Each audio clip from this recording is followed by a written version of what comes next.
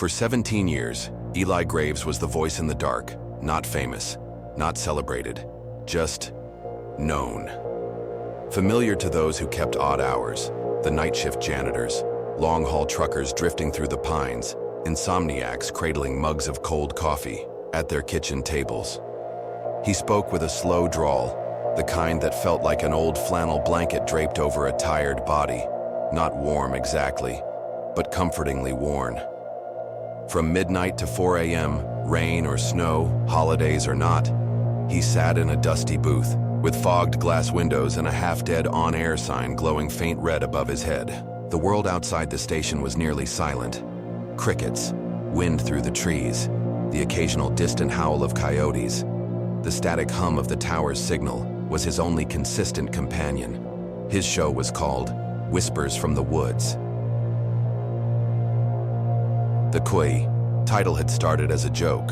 Lena, his wife, came up with it during a storm their first year in the station. "It sounds spooky and romantic," she'd said, brushing her curly hair from her eyes.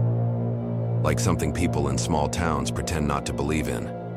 Back then, the station had more life, more laughter.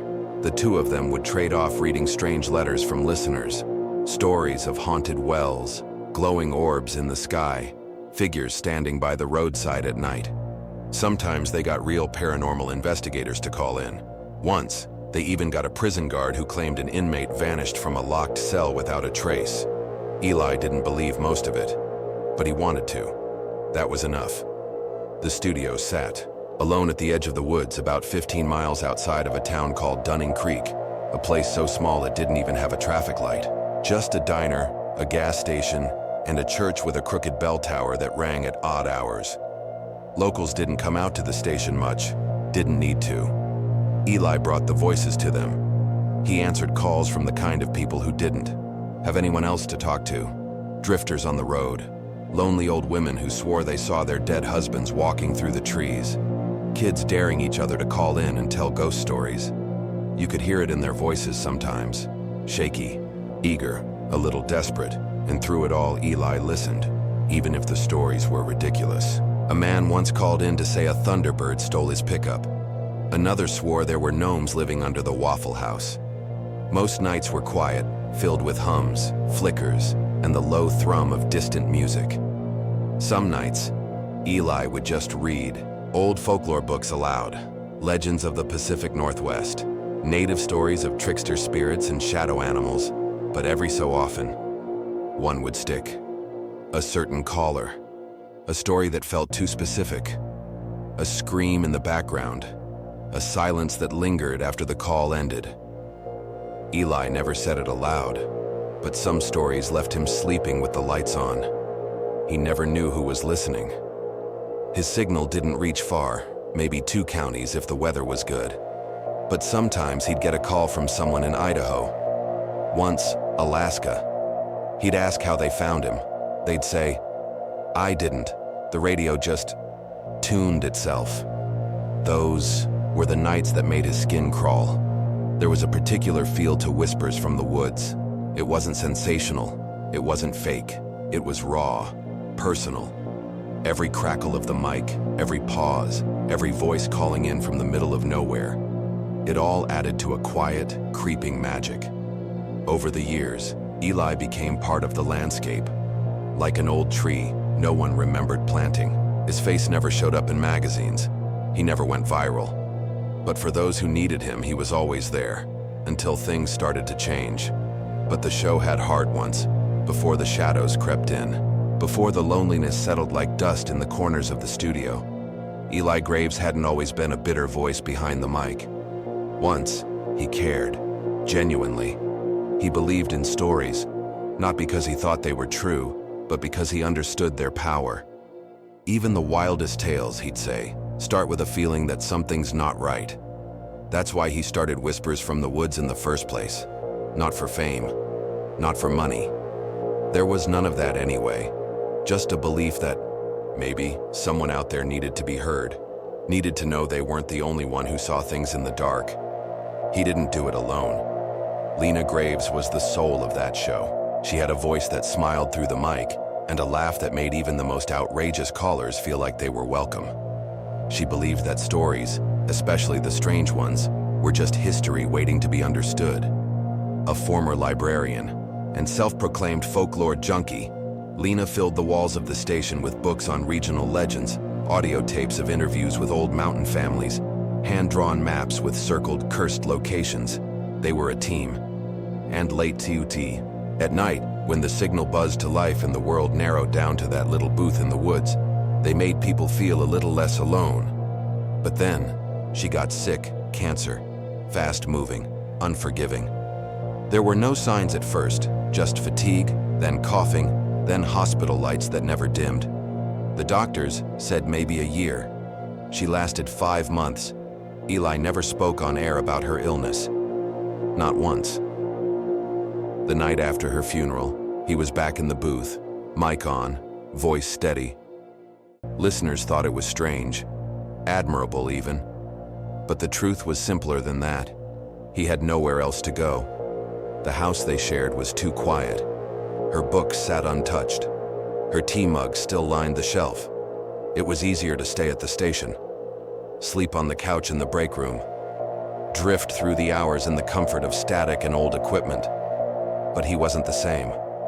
The laughter was gone. So was the patience. Where he once listened, really listened, he now interrupted. Where he used to ask questions and lean into callers' fear, he now rolled his eyes and muttered snide remarks under his breath. "You sure it wasn't just your dog?" "Uh-huh, lights in the sky? Couldn't be a plane, huh?" "You know you're not on TV, right?" The change wasn't instant. It was a slow fade, like a reel of tape left too long in the sun. Listeners picked up on it. The longtime regulars started calling in less. New ones got cut off before they finished a sentence. Ratings dipped, sponsors pulled out. But Eli didn't care. Or maybe he did, in a way that hurt too much to admit. He started drinking during shows. Nothing dramatic, just a quiet clink of glass, the soft slosh of bourbon in a mug. Sometimes he'd slur his sign-off. Other times he'd forget it altogether and leave dead air on the signal.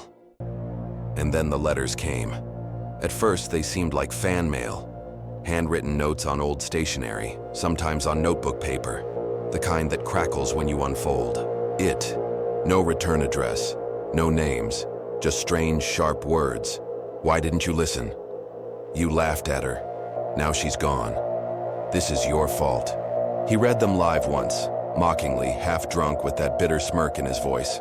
Told the audience it was probably a prank, a weirdo listener trying to scare him. The next letter came the following week. Then another, and another, each one colder, more pointed, more familiar. Some included quotes from old episodes, his words printed word for word in blocky black ink.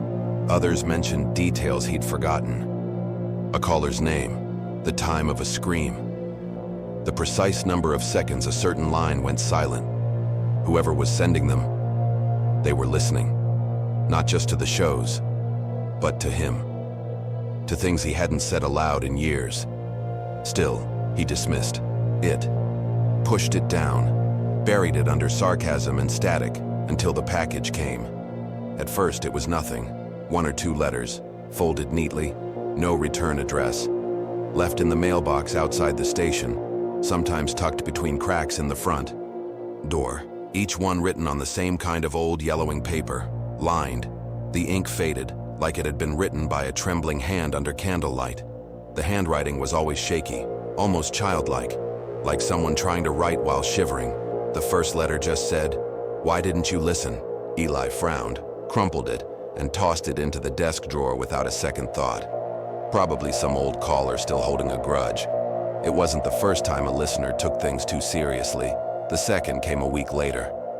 "You laughed at her. Now she's gone." That one made him pause. Just for a second, the phrasing felt off, personal, like someone had been in the room during one of those broadcasts, like someone had heard something they weren't supposed to.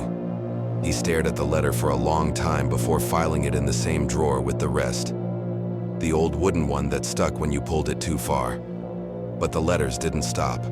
They came more frequently. Always anonymous. No stamps, no tracks, just more of that trembling scrawl, sometimes barely legible. Accusations, questions, echoes of voices from the past. You told her it was all in her head. He watches from the trees. She called for help. You laughed. Eventually, Eli stopped reading them. They piled up in the drawer, the edges curling, the scent of mildew clinging to the paper like something long forgotten. He told himself it was just a troll, a bitter ex-listener with too much time on their hands. Then came the package. No label, no note. Just a rough brown paper wrapping, taped hastily like someone wanted it sealed quickly and not seen. The parcel was cold to the touch when Eli picked it up from the porch, heavy for its size. Inside was a single object, a cassette tape, black, no markings, no label, except for one line written in white ink, barely legible in the studio's dim light.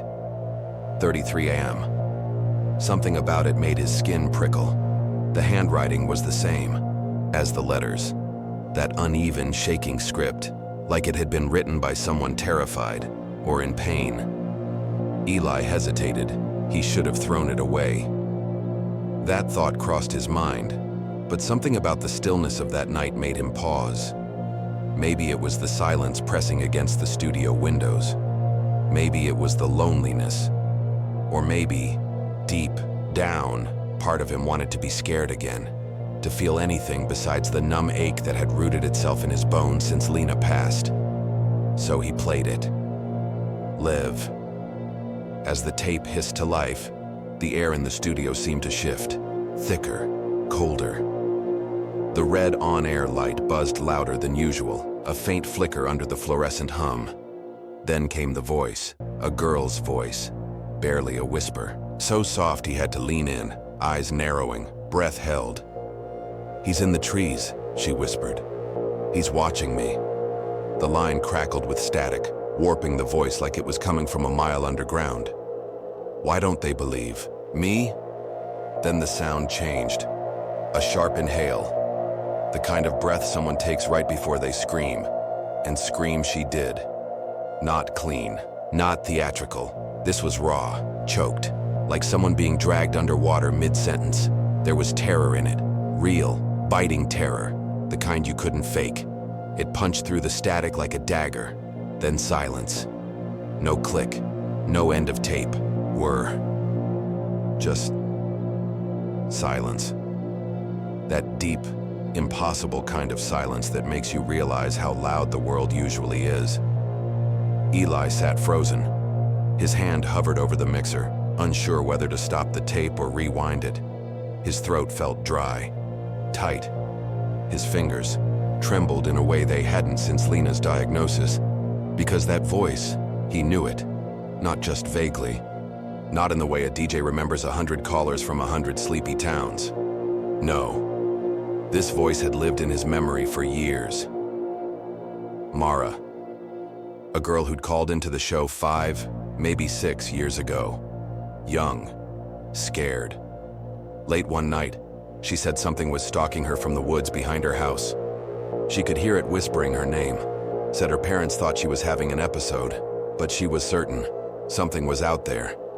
Eli had laughed, on air, called her a midnight drama queen, told her she needed sleep, not ghost stories. The call ended, just like that. And the next morning, the police report hit local news. A missing girl, last seen in her bedroom, window open, bare footprints outside in the frost. Mara, she was never found, and now, years later, her voice was back. On tape, on his show, not a memory, not a mistake, a message. It had been nearly a decade. Eli hadn't thought about the call in years, or at least, he told himself he hadn't.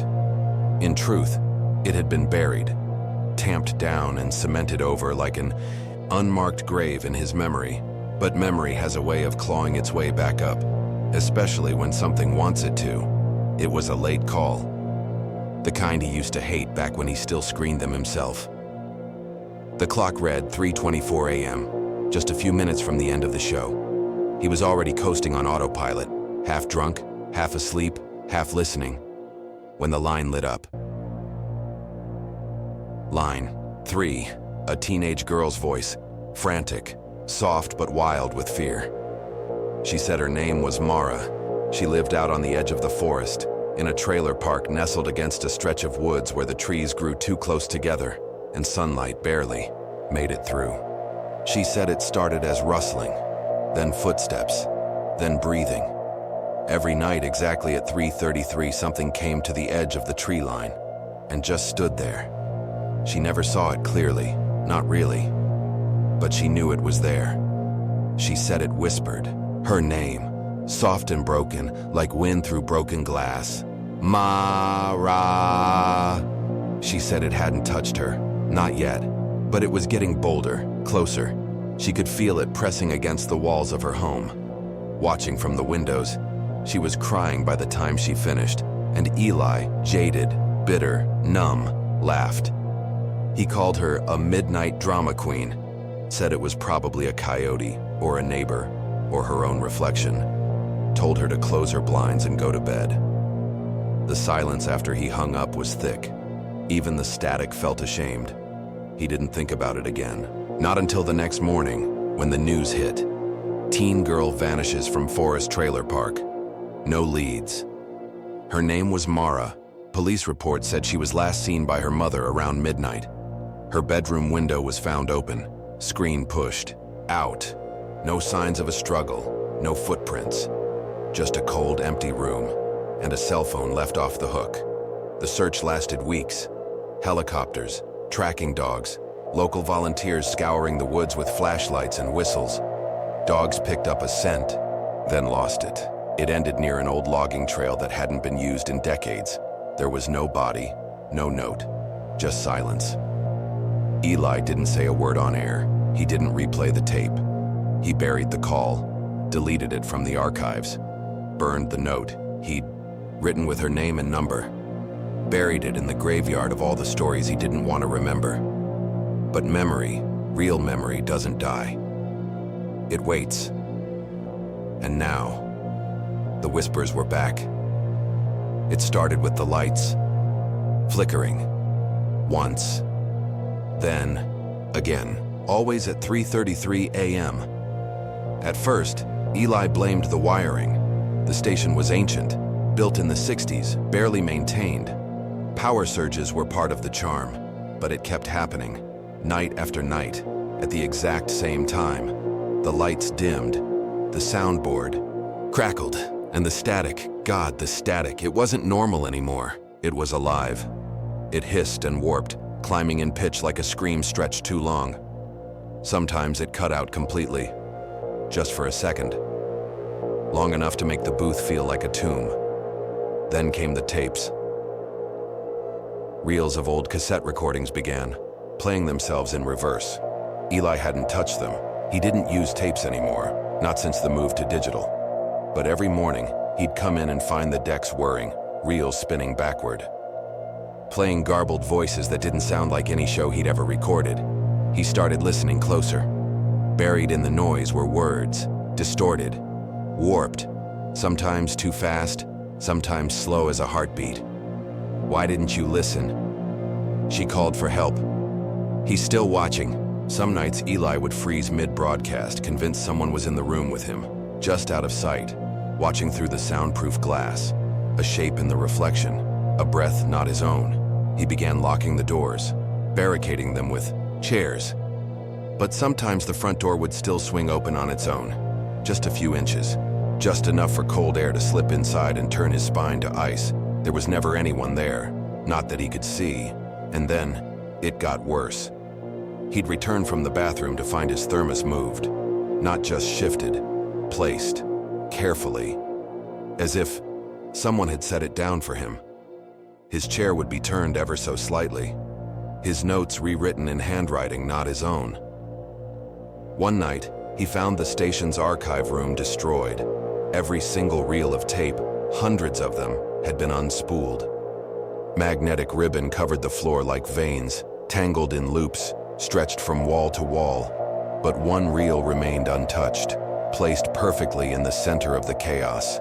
Black, unlabeled, except for a fresh mark written in white. 30. He didn't play it. Not yet. He just stared at it, heart pounding, throat dry, and wondered, how long had she been listening? The letters didn't stop. In fact, they multiplied.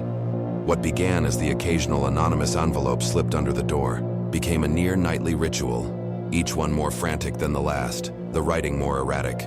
The lines pressed harder, like the pen had been shaking violently in the hand that held it. Some were smeared, torn, streaked with something dark and dry. And then, the drawing started. The first was simple. A tall, narrow tree sketched in charcoal, its branches curling like fingers. But when Eli looked closer, he saw them, eyes, dozens of them, hidden in the bark, watching. Another showed a figure behind fogged glass, barely visible. A human shape, mouth pressed open in a scream, and just behind it, something taller. A shadow. Unnatural. Wrong. One letter had no words at all, just a crude drawing of a girl. Her face was hollow, eyes blank. Her mouth was sewn shut with black, thread that looked almost real, so meticulously inked it seemed to pulse on the page. And scrawled beneath it, in trembling ink, she never stopped listening. Every single letter ended with that line, always the same. She never stopped listening. It echoed in Eli's head, over and over, in the silence between segments, in the hum of the equipment, even in the static. It was like he could hear it in the static. A whisper buried under white noise. Eventually, he stopped taking calls. The lines would blink on, one, then two, then all five, but he ignored them, just stared at them, red and blinking like warning lights in a sinking ship. He didn't trust the voices anymore, couldn't be sure who or what was on the other end, so he talked, just him and the mic, every night from midnight until dawn, rambling, apologizing, telling stories from the early days of the show, remembering Lena, her laugh, her warmth, her obsession with folktales and forest spirits, repeating old regrets out loud like maybe, if he said them enough, they'd leave his chest. Some nights he'd drink until his voice slurred and his eyes burned. Other nights, he'd just trail off mid-sentence, silence stretching on for minutes. Once, he fell asleep during a broadcast. He wasn't sure for how long. When he woke, the clock read 3:44 a.m. The studio was cold, colder than usual. He could see his breath. The red on-air light was still glowing, and the reel-to-reel tape was spinning. Recording. He leaned in. His voice, distant, almost mechanical, played over the speakers. Not a conversation, not a monologue, just the same phrase, over and over, like a mantra. I'm sorry, Mara. I'm sorry, Mara. I'm sorry, Mara. Soft, flat, repeating. He didn't remember saying it, didn't remember pressing record, but there it was, his voice caught in a loop, confessing to the dark. That was when he knew something had changed. The studio didn't feel like his anymore. The walls felt closer, the shadows longer, and there was a hum now, deep in the foundation, low and vibrating, like something beneath the station had begun to stir. Then came the final night. The gravel road into the woods had flooded from an earlier storm. His car refused to start. No cell service, no backup power. Just the dim yellow lights of the studio and the steady ticking of the old wall clock. Pagadiam. He went on air, but this time he didn't tell stories. This time he spoke like a man trying to be heard before the silence swallowed him for good. Eli Graves arrived early that night. The station was always quiet in the early hours, empty except for the hum of old equipment, the soft whir of machines that had seen better days. The dim glow of the flickering lights cast long shadows across the walls. It was just another routine, or so he told himself. He cleaned the studio with a ritualistic slowness, as if every swipe of the cloth across the desk could scrub away the years of regret that had piled up since Lena's death. He shaved, carefully, though his hands trembled slightly. He wore the flannel shirt Lena had given him on their last anniversary. The fabric was soft, familiar. It smelled like her, though it had been years since he'd let himself breathe in. That scent without feeling a dull ache. For a moment, Everything felt normal, routine, but that didn't last. Eli made his coffee, strong, black, and set it down beside the microphone. He gazed at the red on-air light above the desk. The familiar glow was always a comfort. Tonight, though, it felt like a warning. He wasn't sure how to begin. Words didn't come easy anymore. They used to, back when Lena was with him, back when the show had life.